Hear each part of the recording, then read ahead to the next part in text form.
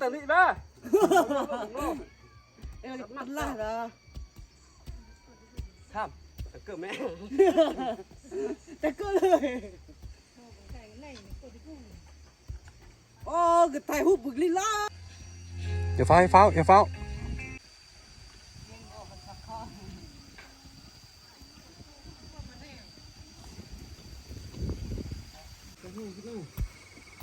เดี๋ยวชั่วโมงกี่นะเกี่ยวกับขนาดน่ะโอ้กูนี่แต่เราบึกกันแม่หัวกูน่ะปัดโถถ่ายลงเฟซได้นี่แท้มันขึ้น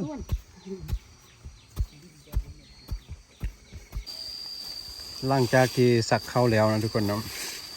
ก็จะมาปัดกวาดให้มันสะอาดงามตาไม่ว่าเอาที่ดินต้มให้ให้นก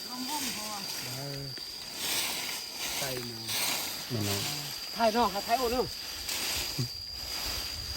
เป็นวิธีหนึงเนาะที่ปิดหูบ่ให้เขาออกให้นกจอกหรือว่าไก่มาเคี่ยมากินเนาะ